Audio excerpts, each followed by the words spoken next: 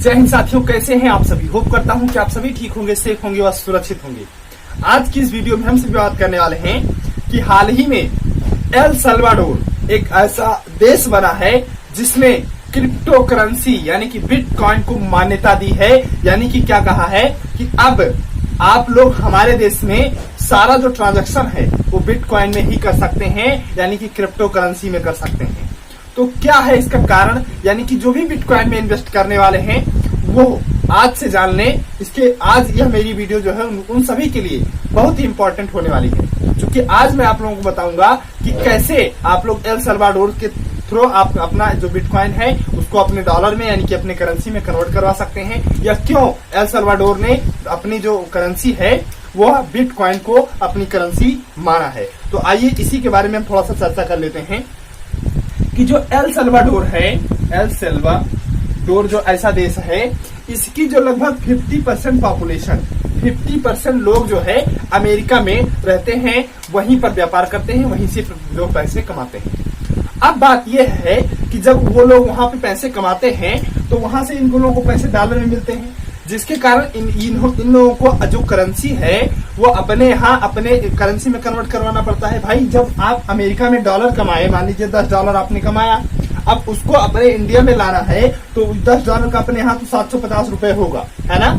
लेकिन ये जो कन्वर्जन चार्ज है यानी कि जो ट्रांजैक्शन चार्ज है वो बीच में कटता है, यानी कि अब कितना कटता है एग्जैक्टली तो मुझे मालूम नहीं है, लेकिन ट्रांजैक्शन चार्ज जो है मैक्सिमम कट जाता है। एल सल्वाडोर एक गरीब देश है जो कि बहुत अमीर नहीं है, विकासशील है, विकसित नहीं है। तो ये जो मान लीजिए $10 कमाया, 750 होना है, लेकिन ये मिलता है इन लोगों को मान लीजिए 600 रुपए, 150 रुपए जो इन लोगों को कट गया, यानी कि $2 कट गया एक प्रकार से मान लीजिए। इसलिए अब क्या किया है एल सल्वाडोर ने, ये जो ट्रांजैक्शन वाला सिस्टम है ऐसा सब कुछ खत्म कर दिया है। कहा क्या है कि दुनिया के अब सभी देश जो बिटकॉइन में इन्वेस्ट करते हैं यानी कि क्रिप्टो करेंसी में इन्वेस्ट कर रहे हैं। हालांकि क्रिप्टो करेंसी में इन्वेस्ट करना ठीक नहीं है। कारण क्या है समझते हैं कि अगर मान लीजिए आप ऐसी करेंसी को खरीद रहे हैं जिसका कोई दावेदार नहीं है, मान लीजिए वो पीके मूवी आपने नहीं देखी कि जिसमें गांधी जी की फोटो बनी होती है, उन सभी कागज को आमिर खान इकट्ठा करता है, फिर लेके जाके दुकान को देता है दुकानदार को, तो उसे कुछ एक पहला फोटो दिया कुछ नहीं मिला, दूसरा दिया कुछ नहीं मिला, तीसरा दिया कुछ नहीं मिला, जब नोटवा वाला फोटो दिया तब उसको तुरंत केला मिल गया, मतलब जो भी खरीदना चाहता था मिल गया। मतलब अब क्या है कि उस पर जो है आरबीआई की मोहर लगी हुई है। आरबीआई कहता है कि ये आप ले जाओ कागज, और अगर इसकी 10 रुपए, मान लीजिए 10 का नोट आपको दिया, और कहता है कि अगर इसकी 10 रुपए की 10 रुपए आपको अगर कोई नहीं देगा पूरे देश में तो मैं रिस्पॉन्सिबल हूं, मैं आपको 10 के नोट का 10 रुपए आपको दूंगा। ये आरबीआई कहता है। साफ साफ नोट में लिखा रहता है कि मैं धारक को 10 रुपए देने का वचन देता हूं, मतलब मैं धारक को 10 रुपए देने का वचन देता हूं। जितने की नोट होती है, धारक मतलब जो इसे रखे है अपने पास, धारक मतलब जो इसे अपने पास रखे है उसे 10 रुपए देने का वचन देता हूं। 100 का नोट है तो 100 रुपए देने का वचन देता हूं। मतलब आरबीआई कहता है कि पूरे दुनिया में अगर इसकी कीमत आपको कोई न दे तो मैं आपको इसकी कीमत दूंगा। क्लियर है। उसी प्रकार से तो हम नोट चलती है, सब लेते हैं, लेकिन जो क्रिप्टो करेंसी है ये अभी अगर मान लीजिए दुनिया में आपसे, मान लीजिए आपके पास क्रिप्टो करेंसी है 100 बिटकॉइन है, आप एक क्रिप्टो करेंसी आप किसी को देना चाह रहे हैं। हालांकि एक क्रिप्टो करेंसी का दाम इस समय शायद 54 लाख रुपए है, 54 लाख रुपए इस समय एक क्रिप्टो करेंसी का दाम है। आपके पास है, आप किसी को बोले भैया हमारे पास एक क्रिप्टो करेंसी आप ले लीजिए, मुझे एक पैकेट बिस्कुट दे दीजिए, अगर वो कह रहा है कि हम आपको क्रिप्टो करेंसी दाम नहीं देंगे, ये नहीं चलती है कहीं, तो आपको कौन दाम देगा आपकी क्रिप्टो का। मतलब कोई रिस्पॉन्सिबल नहीं है क्रिप्टो करेंसी का।